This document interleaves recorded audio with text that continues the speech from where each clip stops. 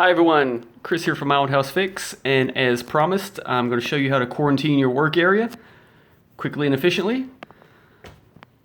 If you remember the last post, we had the support poles just up without the plastic. Now you can see that we've covered it in plastic.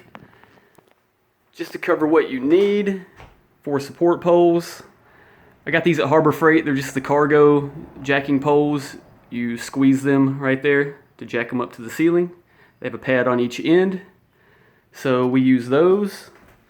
You'll need a roll of 4mm plastic and a roll of tape and a zip wall zipper.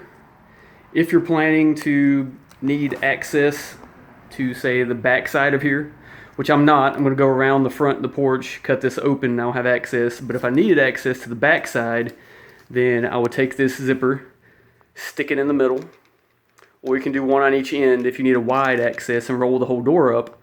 Then you unzip the zipper, take a razor knife, cut the plastic on the back side, cut through, and then you have a zipper. Okay. So, as I said before, we started with the plastic and the support poles. We folded it in. I'll go in just a second and show you the inside. We folded it under, and we left some slack on the end. I don't know, about 8 inches, so you can wrap that around. And so we folded everything inside here, wrapped around the corner, and went all the way around the 3 sides, and then back to the wall and left enough where we could tape along the line here. And I'll step right in and show you how we tape the inside. So if you're landlocked like I am here, like I said, I won't have access until I cut the new door opening here. So leave a little slack in case you need to get back in to tape everything up. And so it's just as simple as taking the plastic, you fold it in, tape it down. Everything else is sealed and pretty much tight to the poles. Again, you can see where I taped, just to make it airtight. I'll tape this up once I step out of here, just like we did this side. So all this is taped. Again, this is from the outside that I just showed you. The rest is taped from the inside. Everywhere it folds in. So it's completely sealed.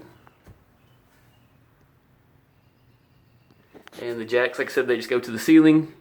You pump this, they jack up and support it. And we'll step out. I'll tape this to the wall just like we did the other side, and we're good to go.